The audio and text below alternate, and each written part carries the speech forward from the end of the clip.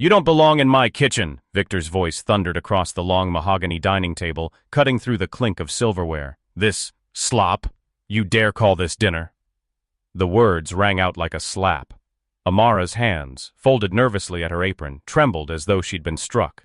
Her heart clenched, every eye at the grand table fixed on her. The ornate chandelier above cast golden light over the spectacle of her shame. But then, unexpectedly, Sophia's small voice broke the silence. Daddy, stop. The 10-year-old's fork lay untouched on her plate. Her soft blonde curls framed a face pinched with something like pain. It's good, she whispered, almost afraid. It's better than good. It feels... Her eyes lifted to Amara, who stood frozen near the wall. It feels like someone cared enough to make it just for me. The room stilled. Even Victor blinked. His jaw tightened, but no words came. The investors glanced nervously between father and daughter, sensing a crack in the billionaire's flawless armor. That was the moment, though none of them knew it yet, when everything began to change. Hours earlier, the day had started like any other inside the Whitmore estate, vast, cold, and humming with tension. The Whitmore mansion sat like a fortress of wealth on the edge of Connecticut's rolling hills.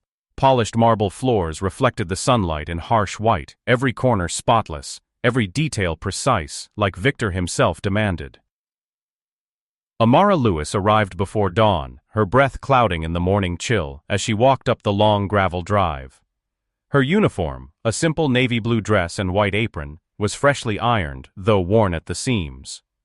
She tucked a stray curl back beneath her headscarf, adjusted her satchel over her shoulder, and whispered the same prayer she did every morning. Please, Mama, give me strength. Inside, the staff bustled. Maids dusted. Gardeners shuffled past the side entrance, and in the massive kitchen, stainless steel gleamed. Amara's role was meant to be cleaning, the lowest rung in the Whitmore household hierarchy. But when the chef stormed out days ago after clashing with Victor's impossible standards, Amara was pressed into cooking. She hadn't told anyone that she once dreamed of being a chef, like her mother, who taught her how to fold tenderness into every spice. By noon, the estate vibrated with news. Victor was hosting a dinner that night for international investors. Staff whispered that he was in a foul mood already. Amara busied herself, chopping onions, seasoning broth, her hands steady, even as fear gnawed at her chest. She cooked the way her mother had taught her, measuring not by perfection, but by instinct, with salt pinched by feeling, herbs rubbed between her palms to release their fragrance. She didn't aim for extravagance, she aimed for warmth. Victor stormed into the kitchen once, towering in his tailored charcoal suit. His icy blue eyes swept the room like a blade. Make sure it's flawless, he snapped at her. I don't tolerate mediocrity. If you can't rise above your station, then don't waste my time. Amara bowed her head. Yes, sir. But her stomach churned. By evening, the grand dining hall was ablaze with crystal glasses, polished silver, and men in sleek suits. Victor sat at the head of the table, flanked by investors who laughed too loudly at his biting jokes. Sophia sat quietly at his side, a pale pink dress draping her small frame. She fiddled with her napkin, watching everything, saying nothing. Amara emerged with the main course, roasted chicken glazed with honey and thyme, surrounded by roasted root vegetables caramelized to golden edges. Her hands shook as she placed the platters on the table. She didn't dare meet Victor's eyes. The first bites had barely been taken when Victor spat his verdict. What is this? His voice carried through the vaulted ceiling. He shoved his plate away with disdain. Overseasoned, underwhelming, amateur. You think I'd serve this to men who run empires? I could find better food in a street market. A chuckle rippled down the table from a sycophantic guest. Amara's cheeks burned hot. Her throat tightened, but she pressed her hands together, forcing herself to stand still. That was when Sophia's fork clattered gently against her plate, and her small voice sliced through the cruelty. Daddy, stop! The words landed like a stone in water, sending ripples of silence across the room. Victor turned, his fury barely leashed. Sophia, this is not... But she didn't flinch. Her blue eyes, softer than his but no less piercing, held steady. I like it, she said. Then softer. It tastes like love. The guests shifted uncomfortably, unsure whether to laugh, applaud, or shrink into invisibility. Victor's jaw flexed. His chest rose, a storm trapped within. Amara's vision blurred with tears she dared not let fall. For the first time since Amara had entered this house, someone had seen her, not as a servant, not as a mistake, but as a human being. And that truth, spoken by the smallest voice in the room, would set fire to everything. The dining hall emptied with the awkward shuffle of expensive shoes, leaving echoes of half-swallowed conversations in its wake. Guests had excused themselves politely, investors hiding smirks behind polished manners. They knew they had witnessed a crack in the untouchable Victor Whitmore, though none dared say it aloud. Victor sat at the head of the table long after the plates were cleared, one hand gripping his glass of scotch, the other clenching the armrest like a vice. His daughter's words replayed against the walls of his skull. "It tastes like love." He drank, but the burn of alcohol didn't erase them. Amara lingered at the edge of the kitchen, out of sight but close enough to hear the silence pressing down. Her heart hammered, both terrified and strangely lit with something she hadn't felt in years: hope. Sophia had stood up for her. When she finally slipped into the kitchen to clean, the other staff were waiting. "Nice going," sneered Clarice, the senior maid, her lips curling as she polished silver with exaggerated force. "The boss humiliated, the investors amused, and you standing there like a lost lamb. You think you're special because the little princess defended your food?" Amara froze, her arms heavy with plates. I didn't." "You didn't what?" Clarice stepped closer, her perfume sharp, her grin cruel. "You didn't plan it? You didn't hope the girl would play savior? Don't pretend you're innocent, Amara. You embarrassed this household. Mark my words, Mr. Whitmore won't forgive it." A chorus of murmurs followed, the other staff whispering just loud enough for her to hear. "She won't last. He'll send her packing by morning." Amara lowered her head. She washed each dish in silence, hands trembling in the hot water, willing herself not to cry. But deep inside, a different fire burned. Her mother's voice whispered from memory. "Child, dignity isn't what others give you. It's what you refuse to let them take." Upstairs, Sophia tiptoed to her father's study. The heavy oak door stood ajar, and she peeked in. Victor was pacing like a caged lion, his tie loosened, his jaw tight. Papers littered his desk, but his eyes weren't on them. They were on the memory of his daughter's defiance. "Daddy?" His head snapped toward the doorway. "You should be in bed." She walked in slowly, clutching a stuffed rabbit. "Why were you so mean to her? To Amara?" His lips pressed into a hard line. "This house runs on standards, Sophia. Discipline. Do you think the world forgives mistakes? Do you think investors come here to eat comfort food?" Sophia hugged the rabbit tighter. "It wasn't a mistake." Her voice quivered. She stood firm. "You don't taste what I do. You don't feel what I do. Her food, it reminded me of Mom." The words sliced him open. For a moment his chest constricted, breath shallow. He saw his late wife, Elena, her laughter in the kitchen, the way she used to stir a pot with music in her eyes. He had buried those memories beneath layers of steel, but Sophia's words dragged them back into the light. He barked, too sharply. "Enough, Sophia!" His voice cracked the room, and she flinched. But then her chin trembled, and tears welled. "You don't have to yell at me," she whispered. "I just miss her." The words shattered him more than any investor's mockery could. That night, Amara lay awake in the attic room the staff shared, her narrow bed creaking with every turn. She traced invisible lines on the blanket, her chest tight. Humiliation still burned in her veins, but Sophia's face lingered in her mind. Those clear blue eyes looking at her like she mattered. She remembered her mother's last words before illness claimed her. "Promise me, Amara. Whatever they do, whatever they say, keep cooking. Keep feeding the world the love I gave you."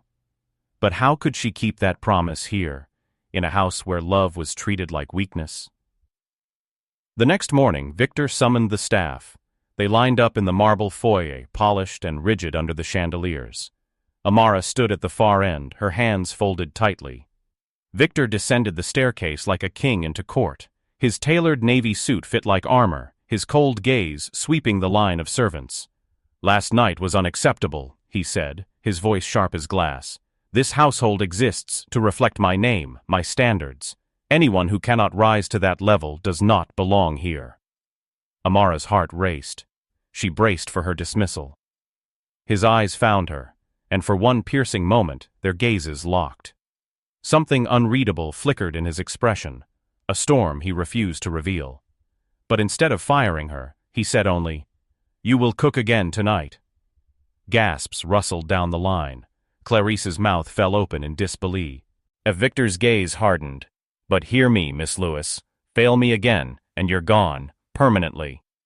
He turned on his heel and strode away, leaving silence in his wake. Amara stood frozen, her pulse thundering. He hadn't fired her, but he hadn't spared her either. He had thrown her into the fire again. And this time, the whole household would be waiting to watch her burn. The kitchen smelled of onions sizzling in butter, garlic pressed into a pan, herbs crushed between Amara's trembling fingers. But beneath the fragrance was the heavy weight of eyes. Every staff member lingered just close enough to watch her fail. Clarice leaned against the counter, polishing silver that didn't need polishing. "Poor thing," she said loud enough for all to hear. "Second chances don't exist in this house. She's just stretching out her goodbye." A ripple of chuckles followed. Amara kept her gaze on the cutting board, forcing her knife to slice steady, even though her hands wanted to shake. She whispered inwardly, "Keep cooking.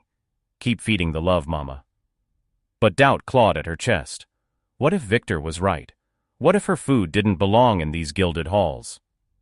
Victor himself appeared in the kitchen an hour before the dinner. His presence alone shifted the air, stiffened backs, quieted voices, eyes lowered. He stood behind Amara, close enough to feel the heat of her cooking, close enough to crush her with a word. "What is that?" he asked, his voice low and razor sharp. "Braised short ribs, sir," Amara said softly, "with red wine and rosemary."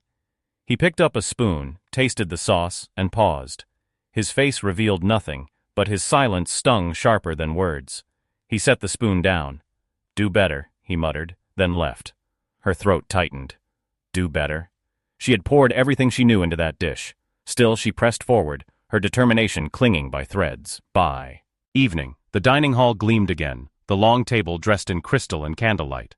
Tonight's guests were even more prestigious. Executives from London and Dubai, men and women whose fortunes dwarfed kingdoms. Their laughter filled the air like clinking coins. Victor presided, his charisma polished to brilliance, though his eyes were storm-dark. Sophia sat beside him, restless, pushing food around her plate with the fidgeting impatience of a child who sensed the tension thick in the air. Amara emerged with the platters, shoulders back, chin trembling but lifted. She served the short ribs, the sauce glistening under golden lights. The aroma filled the room. Victor cut into his portion. Fork, knife, bite. His jaw moved slowly, deliberately. Then he set down his utensils. "This," he said, his voice flat, "isn't excellence. It's sentiment masquerading as skill." The words crashed like thunder. Guests froze mid-bite. "Do you think emotion makes up for technique?" he continued, his tone like acid. "Cooking is precision, discipline, not nostalgia." His eyes flicked toward Sophia briefly, then back to Amara. "This household is not a charity for lost girls chasing their mother's shadows." Gasps whispered down the table. Sophia's fork clattered onto her plate. "Daddy!" she burst out, her cheeks flushed.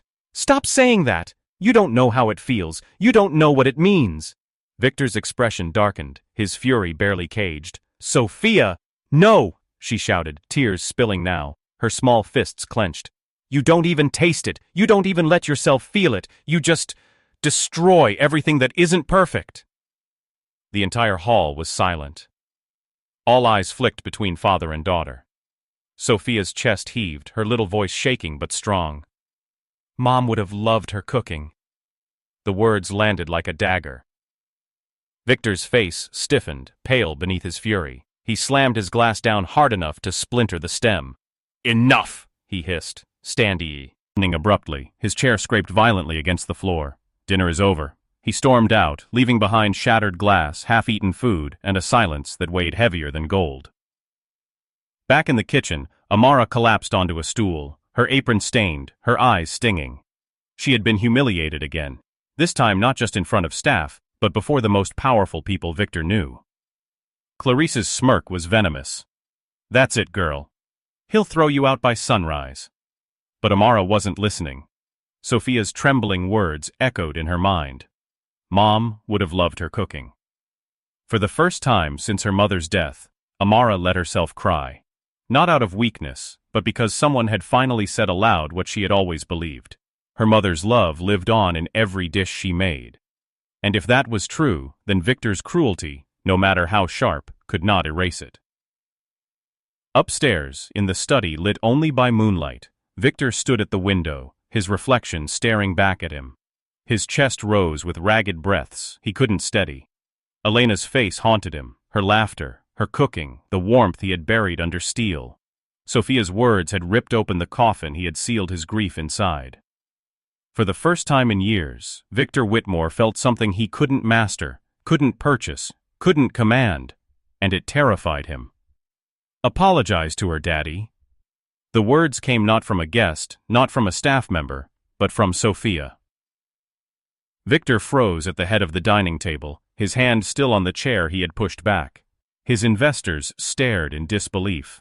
The staff at the edges of the room gasped, and Amara, standing near the kitchen door with her apron stained and her cheeks damp from silent tears, felt her entire body go cold. Sophia's small voice cut the air with the force of a blade. "You hurt her. You keep hurting her. And I won't eat anything unless it's from her again." The room reeled. Silence pressed down, broken only by the ticking of the grandfather clock. Victor's jaw clenched. His knuckles whitened on the chair. "Sophia, that is enough." But Sophia's chin lifted, trembling yet defiant. "No, Daddy. You always say you want honesty. Well, I'm being honest. Her food, it makes me feel like Mom is still here. And you can't take that away from me." Victor's chest tightened, as though her words had wrapped chains around his ribs. Investors exchanged uneasy glances. The great Victor Whitmore, king of markets, ruthless in boardrooms, was being challenged by his own child in his own home. And the one at the center of it all was the maid he had humiliated. Amara stood frozen. Every instinct screamed at her to run, to disappear into the safety of the shadows. Yet Sophia's bravery held her still. She met Victor's gaze across the room for the first time. His eyes, blue, sharp, furious, locked on hers. And beneath them, for the briefest flicker, she saw something raw, something broken. The silence cracked when one of the investors chuckled nervously. "Well, it seems the young Miss Whitmore has finer taste than all of us." Laughter rippled, uneasy but real. Victor's fury flared. His pride, the fortress he lived behind, was crumbling. He slammed his fist onto the table. "Enough!" The room jolted at the sound. Sophia flinched, tears spilling anew. "You're cruel," she whispered, "and you don't even know it." Her words hollowed him. For the first time in years, Victor felt powerless. He stormed out of the hall, his footsteps echoing like thunder down the marble corridor. Hours later, the estate was hushed. Guests had departed, staff had vanished into the safety of their quarters. But Amara could not sleep. She lingered in the empty kitchen, her hands busy scrubbing pots though they were already clean. Her thoughts spun. Why had Sophia defended her so fiercely? Why had Victor's mask cracked when his daughter spoke of Elena? And why did it matter to her so deeply when she knew her place in Thieng? His house was temporary, fragile? The door creaked. She turned and froze. Victor stood there, his silhouette filling the doorway, his tie undone, his expression unreadable. Amara straightened, her heart pounded. She whispered, "If you've come to dismiss me, sir, you needn't wait until morning." He stepped closer. His voice was low, stripped of its usual bite. "Why do you cook like that?" The question caught her off guard. "Like what?" He searched her face, his gaze sharp but unsettled. "Like every plate is alive. Like it matters." "Why?" Amara's throat tightened. She forced her voice steady. "Because it does matter. Because food carries memory. Because it's the only way I know how to keep my mother alive." His jaw shifted, a muscle twitching. For a moment, He looked as if her words had struck him harder than any insult ever could. "My wife," he said slowly, almost to himself. "She used to say that." His eyes darkened, his control slipping. "She's gone, and I can't stand being reminded." Amara's chest softened, sympathy flooding where fear had been. For the first time, she saw not the ruthless billionaire, but a man cracked by grief he refused to face. Her voice, quiet but steady, filled the silence. "Then maybe, instead of trying to bury her, you should let her live. In Sophia, in the food, in love." Victor's breath caught. His composure faltered, just for an instant. His hand gripped the counter as though to steady himself. And then, without another word, he turned and left. Amara's knees gave out. She sank onto a stool, trembling. She had never imagined she could speak to him like that, never imagined he would listen, even if only for a heartbeat. But something had shifted tonight. The storm was no longer only around her. It was inside Victor Whitmore, tearing down walls he had built too high for too long. The next morning, the Whitmore estate felt strangely unsettled. Staff tiptoed about as if the marble floors might shatter underfoot. The great master of the house had not appeared for breakfast, nor barked his usual orders. But Sophia appeared, alone. She padded into the kitchen, still in her nightdress, curls tumbling, eyes rimmed with the redness of tears. She tugged at Amara's apron. "Will you make pancakes?" she asked softly. "The way you do, with cinnamon." Amara knelt so their eyes met. The girl's hands clutched her stuffed rabbit like a shield. "Sophia," Amara whispered gently, "are you sure your father would—" "I don't care," Sophia cut in, her chin trembling. "I only want yours." Amara's chest ached. She brushed a curl from the girl's face. "Then cinnamon pancakes it is." By mid-morning, the scent of butter and spice filled the house. For the first time, laughter threaded through the kitchen. Sophia's laughter. She stood on a stool beside Amara, whisking batter messily, flour dusting her pink nightdress. Clarice swept in, her mouth falling open. "What is this?" she hissed. "Are you trying to get yourself fired faster? Do you think the master will approve of—" "Shh," Sophia snapped, startling everyone. The small girl planted her hands on her hips. "She's cooking for me. If you don't like it, leave." Clarice's face stiffened. She left in a swirl of silk and disdain, muttering, "You'll regret this, girl." But Sophia only giggled as Amara flipped the pancakes, the golden edges crisping. When they sat together at the little staff table, eating with sticky fingers, Sophia whispered, "I haven't felt like this since Mom." The words broke Amara's heart. She smiled, though tears pressed at her eyes. "Then we'll make it our secret. Pancake mornings. Just us." Upstairs, Victor stood at the top of the grand staircase, watching unseen. He had been drawn by the laughter, a sound that hadn't touched the hall since Elena died. He saw his daughter smiling, flour on her cheeks, the maid beside her like a sister, or perhaps something more dangerous. His chest tightened with something he couldn't name. Jealousy? Fear? Hope? He turned away before they could see him, locking himself in his study. But all day, her words haunted him. Maybe instead of burying her, you should let her live. By evening, gossip had spread beyond the staff. The investors who had witnessed the dinner began whispering in their circles. Victor Whitmore, they said, undone by a maid's cooking and a child's honesty.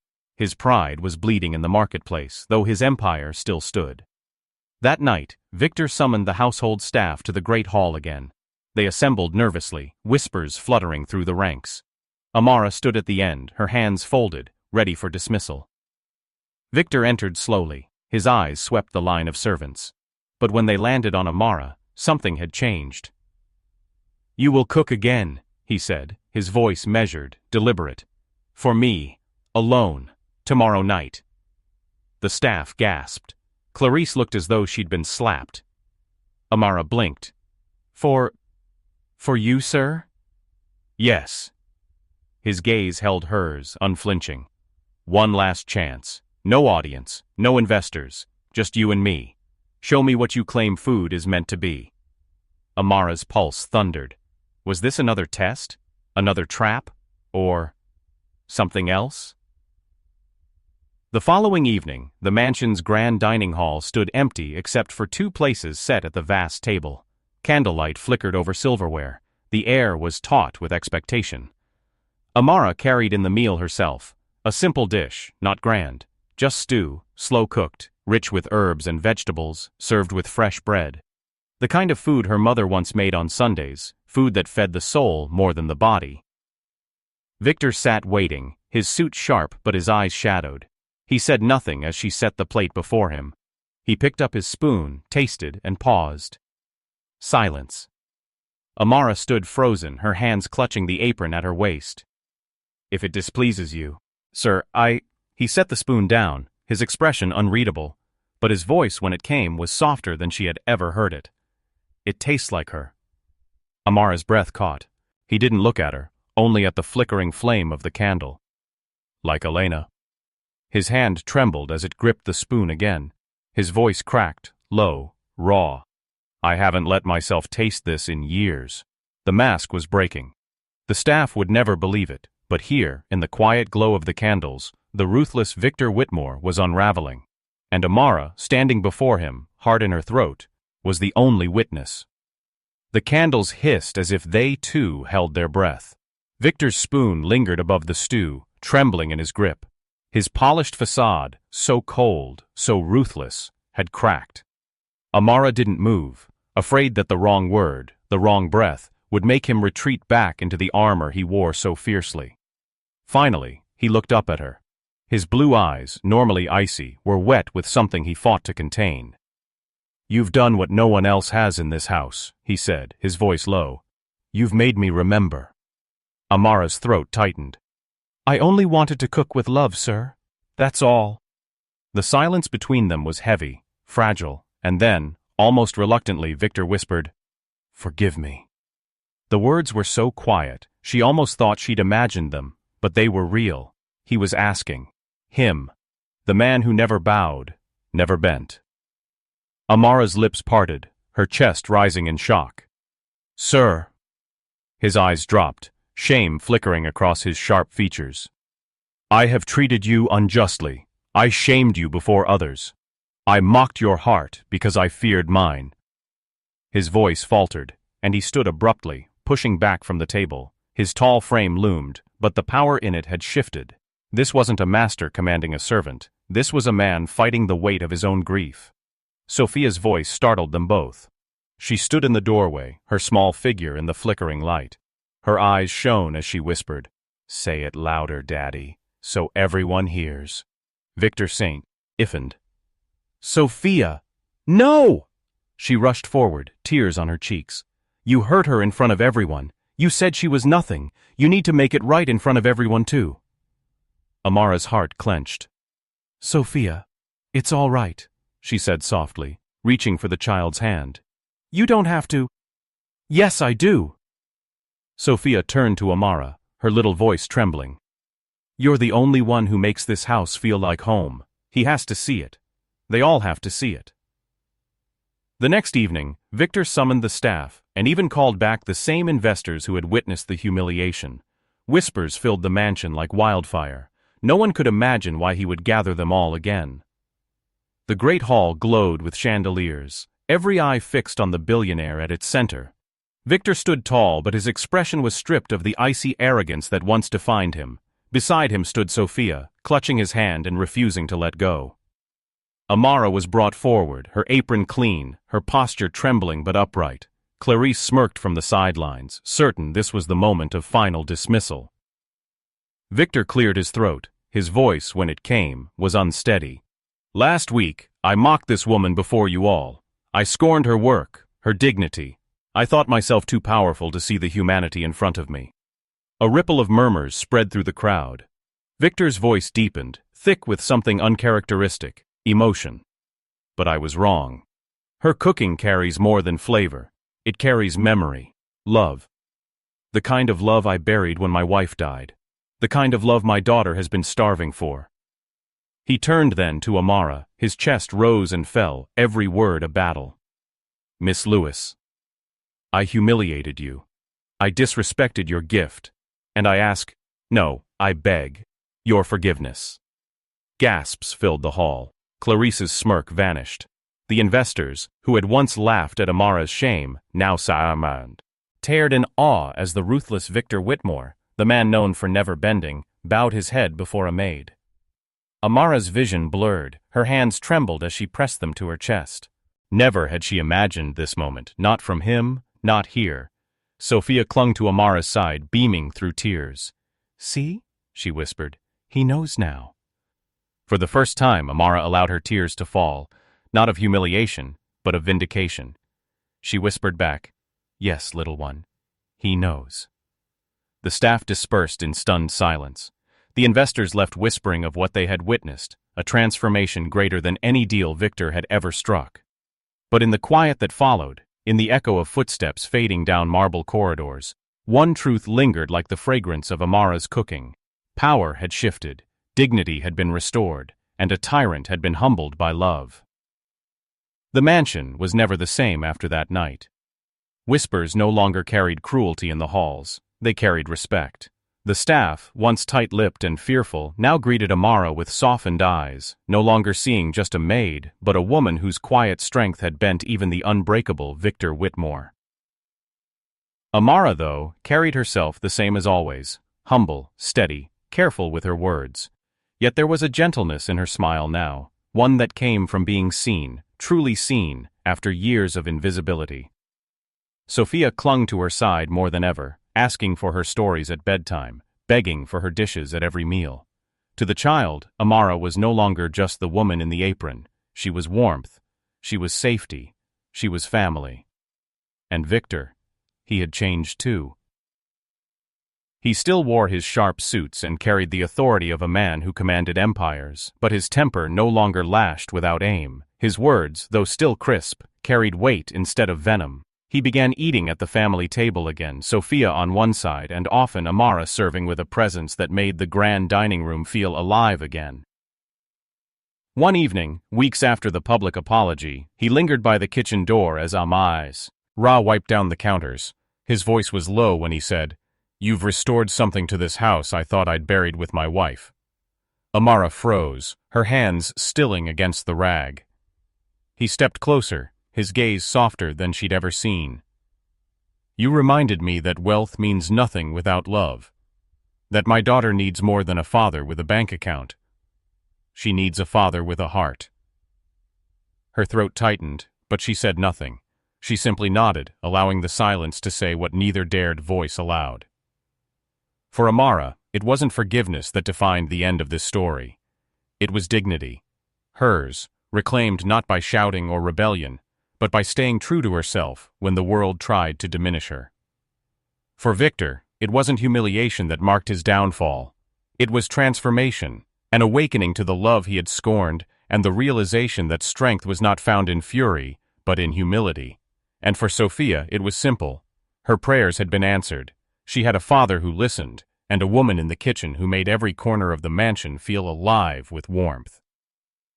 On a quiet Sunday morning, sunlight streamed through the tall windows as Amara set a pot of stew on the table. Sophia clapped her hands and giggled. "It smells like love." Victor chuckled, a sound rare and unfamiliar in the mansion's walls until recently. He looked at Amara, his gaze lingering not with disdain, but with gratitude. No words were needed, because some victories are not in grand speeches or contracts signed, but in the small, silent moments where hearts finally understand each other. And in that house, once filled with cold marble and echoes of loss, love had finally taken its seat at the table.